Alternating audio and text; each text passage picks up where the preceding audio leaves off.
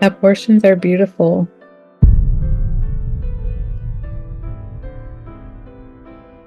I just kind of knew that I needed to do it, like when I found out. Before I had my abortion, I had a long history of struggling with my mental health, suicidal ideation, and making that decision to have an abortion reminded me that I did believe in my potential, because I was instead choosing to go after this life of my dreams. I had this plan for myself and never really saw myself as being in it alone, in parenthood, I should say, alone.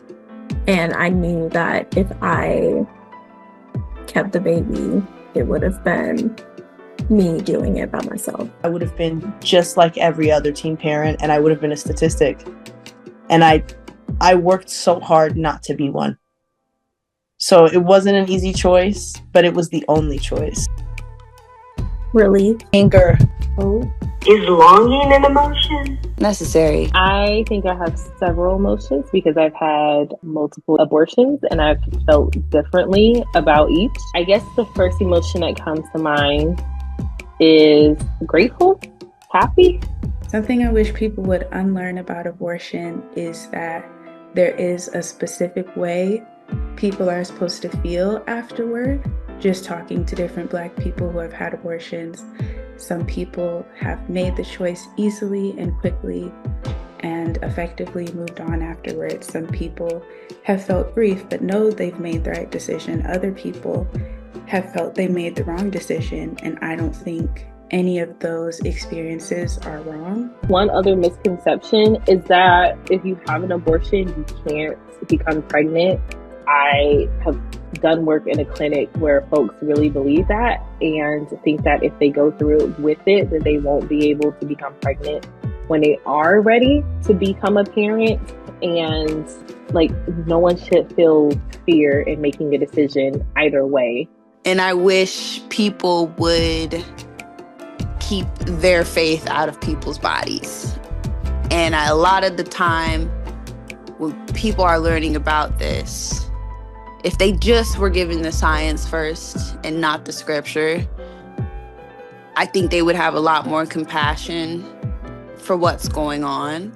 The second one, I had gone to Florida to receive care because it was honestly cheaper.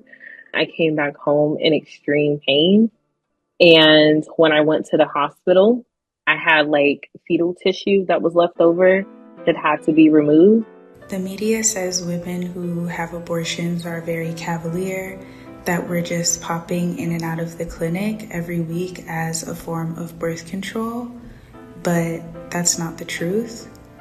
In my experience, this can actually be a very grueling process, and I think more people should have respect for that, should have respect for us. It's hard to explain to people that you're going through postpartum when you don't have a baby. You know, to explain to people that you're depressed about something that you made the choice to do. Physically exhausted, mentally exhausted, and wanted to write a review to the people that had lied about this experience, but that would just be the world. So here we have something called the heartbeat bill. And if you don't get an abortion before 6 weeks or before they can, feel a heartbeat, either one, whichever one comes first, you cannot get an abortion in Georgia. I found out 4 weeks in. I scrambled on Planned Parenthood websites, and, a lot of the clinics didn't have any appointments. So not only was I struggling to make a decision, I was struggling to see if I even had the opportunity to make a decision. Maybe 2 or 3 months later was when the Supreme Court made the ruling to draw back Roe versus Wade. There's a lot of, dialogue around Roe versus Wade and who it actually affects on a day-to-day basis. And for me, I've seen that in real time. I had friends who had to travel across state lines to get abortion care. And it just hit different, having gone through an abortion myself. It's just crazy to me that they put into legislation in the first place that like this isn't considered as part of women's health and women's care is so dangerous.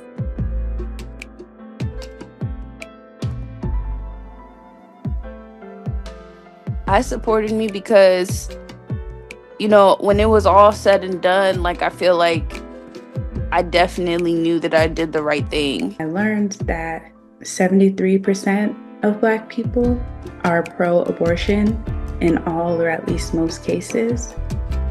But you don't know that growing up.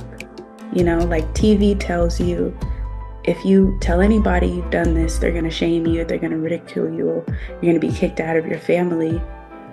When the reality is, based on that 73%, there's probably one or more people in your family who will not only listen, have empathy, but support you. I reached out to certain girlfriends who I felt like if I could confide in or have gone through it. I grew closer to a lot of people in that way. For about 4 years, I've been a full spectrum doula, which means I support people in all aspects of their reproductive journeys.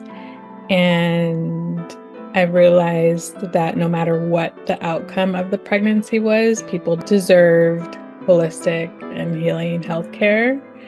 And so, depending on what people want, I've driven clients to abortions, driven them home from abortions. I've done yoni steams with them or provided herbal baths with them, and then also doing a bone closing ceremony if they want. I had my mom and my aunt. It is actually one of my favorite memories. Speaking honestly with your kids, not just about sex and safe sex, but about what happens if you do get pregnant and you're unable to carry the pregnancy to term. What are the realities of an abortion? Where can you go to seek safe care? I would love to hear from men as well. I don't think we talk to men enough about this. They're part of the story as well. They ain't the main characters, but just being there with empathy. If a friend or family or community member trusts you with their story. As Black people, we are 3.6 times more likely to have abortions. So the chances are, you know, a few people who have had them. I would just like to go hard. I'm like, no, I'm pro-abortion. Like, I don't really care about this choice rhetoric y'all have going on. A choice is like bottom line. Like, yes, we should have a choice. The pro-abortion part of me is, it's a way to like empower people. Sometimes even have like saying the word abortion feels hard for people. And so I just try to say the words that feel taboo out loud, even if other people can't say it for themselves. Like I'll shout it.